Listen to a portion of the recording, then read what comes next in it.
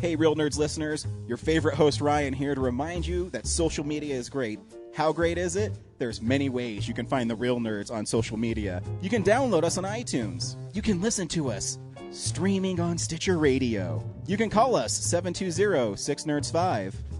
Aw man, our website is so cool. You can visit our website, realnerdspodcast.com. You want to leave some fan mail? Oh, that's so easy, realnerds@gmail.com. Twitter, we got it, @real_nerds. You can even like us on Facebook. Thank you so much, and hey, enjoy the show.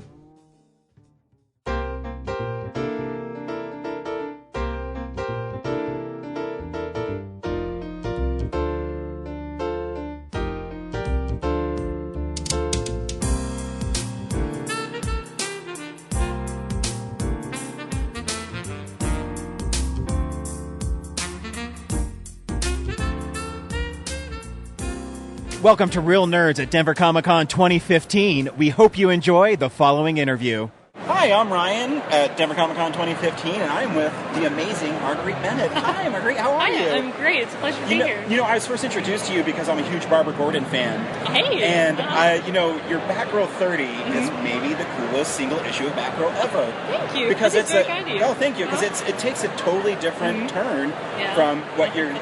Because Batgirl was, like, dark, but this is, the cult and Nightmare Man, and it was just so cool. So how do ideas like that come to you for Batgirl? Because it's not normally what she's involved in. Yeah, that was actually, it was sort of an interesting path that story took, because when I first sort of auditioned and went through my formal hiring process at DC, one of the things that they wanted to see was, how quickly could I come up with plot and script, and how could I work with editors and with an art team. And so I wrote sort of an inventory issue for Batgirl, and that became sort of, the framework for the story that we ultimately ran. It was sort of peculiar because it just happened to come, after Forever Evil, and so, we had this, like, enormous, crunch with, like, the loss of Nightwing.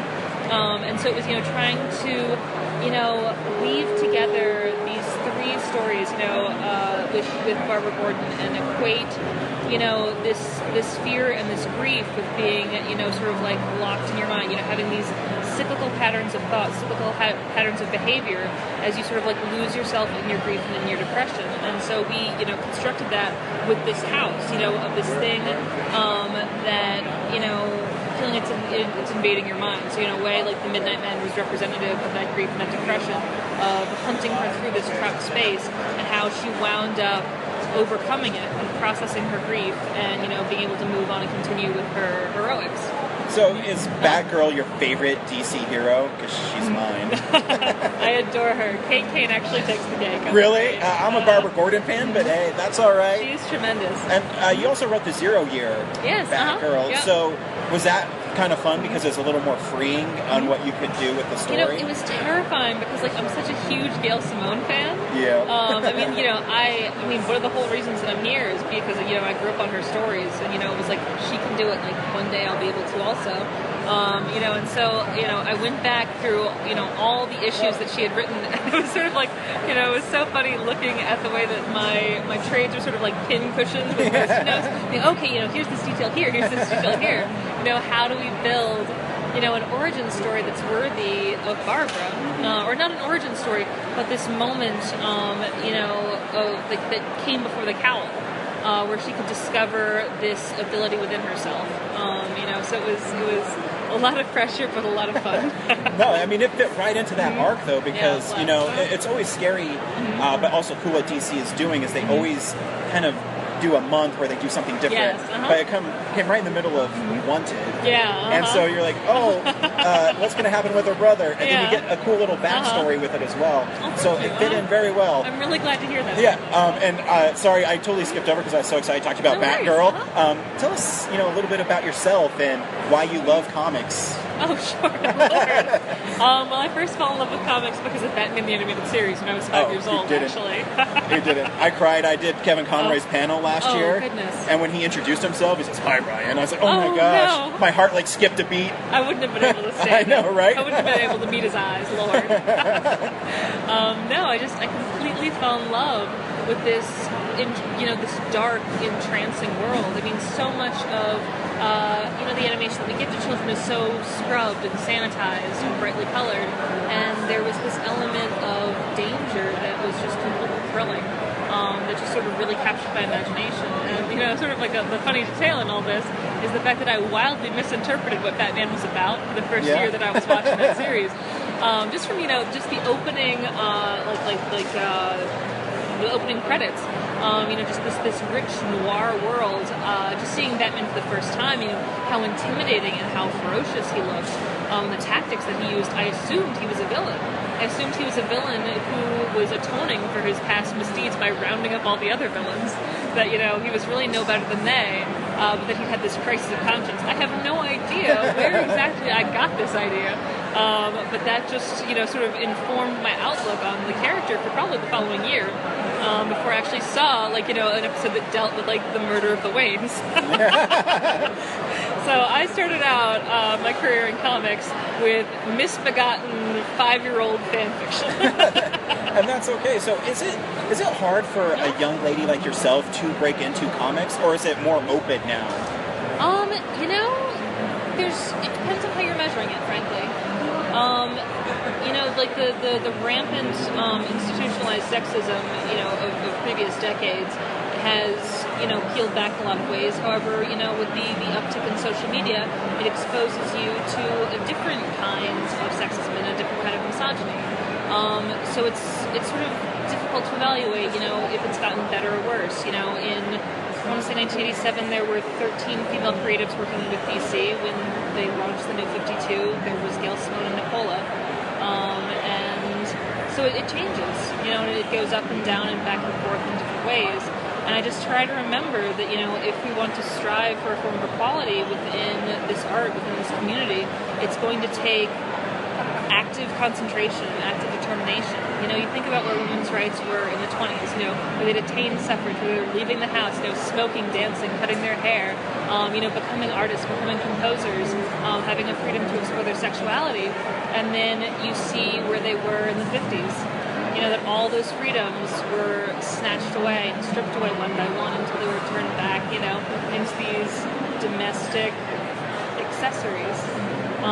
Or you look at things that happen more quickly, like the Iranian Revolution, where we had women doctors, women lawyers, women with this great sense of freedom. And then, due to the regime change, those rights went away. But you can't just passively assume that there's going to be improvement. It's going to take the intense labor of this entire community to be able to make a better world for our daughters. And do you think? I think it's kind of sad that we live in a world like that, where, I didn't even know you were a female writer until I opened up the book and I was reading, and I was like, wow, she really, the author really understands Batgirl.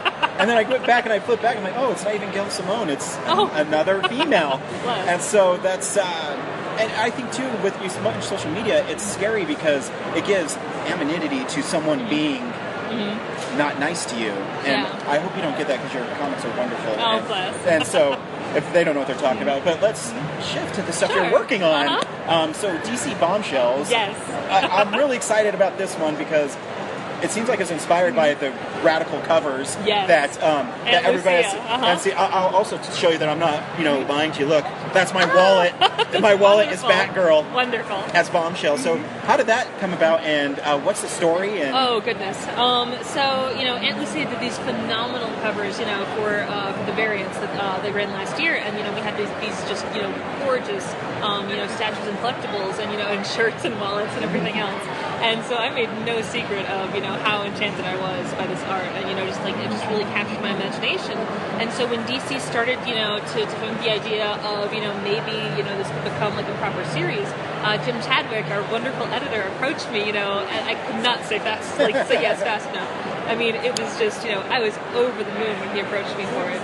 And from there, we've been working since last September, and so we're creating this complete alternate history World War II with the conceit that the heroines came first. Like the very first page of our very first issue has this young, well-dressed couple out with their little boy, for a night stroll, and you can see them going towards a movie theater, you see that the movie theater, the poster is Zorro, and you see a shape come in from the shadows behind them, and this gangster pops out with a Tommy gun, and we've got this bombastic announcer going over, and it's suddenly from the shadows, and then Batwoman crashes down and prevents the murder of the Waynes, prevents the creation of Batman, and with that we sweep this complete new timeline that goes in place where the heroines came first, the heroines defined the century.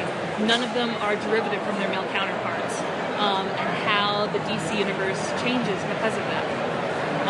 And so with how the publication style is going to work, if you're familiar with Injustice, is that every Wednesday you're going to have a 10-page story, and on the last Wednesday of the month it's going to be collected in a full 30-page print version. And so each of our 10-page stories are going to focus on a different heroine. So our first is Batwoman, our second is Wonder Woman, our third is Supergirl, and from there we're going to to expand the other heroines. And we wanted to make sure that this was a series that could appeal to everyone. So with Batwoman, it's this action-adventure story. With Wonder Woman, it's a war story. With Supergirl, it's a propaganda film. With Mira, it's a romance. With Hawkgirl, it's this Indiana Jones, style. And with Vixen, it's a rebellion. With Catwoman, it's a heist. With Zatanna, it's a Hammer film. And, so we wanted to create, this complete and authentic world through all these different genres, through the art and the media that were being used in that era. So how exciting is it to write that, though? Because I can feel your excitement. I'm getting super excited about it because I love the character so much. And when I read that you were writing it, I was like, oh my god, it's meant. It's meant to be. I am so happy. I mean, I really am. So it's so easy to become resentful of things in comics, despite the fact that we work in such a wonderful art form and a wonderful community. But this is one of the things that I can say with a clear conscience has been such a joy. And I cannot be, be grateful enough that I get this opportunity. Hey, Marguerite, thanks for taking time to talk to me today. It's such an honor. It really is. Are you here tomorrow? I am, Cool. I'm going to bring my Batgirls for you to sign because definitely. I'm going to be all nerdy again. I appreciate the time, and you're wonderful, and I'm so glad I got to meet you, and good luck on Bombshells. I can't wait to read it. I can't wait to share it with the world. Thank you, Marguerite. That's awesome. Thank you for listening to this exclusive Real Nerds interview at Denver Comic-Con 2015, and we'll see you next year. Visit our website, realnerdspodcast.com. You can tweet us at real_nerds. You can email us even, realnerds@gmail.com. Like us on Facebook. Hey, stream us on Stitcher. You want to call us? 720-6nerds5. And download us on iTunes. Just search Real Nerds. Thank you, Joe Kempter, for the wonderful voiceover, and also Spark Mandrill for the wonderful late-night jazz smooth sounds of movies. You can find him on SoundCloud. This has been a Nebulous Visions production.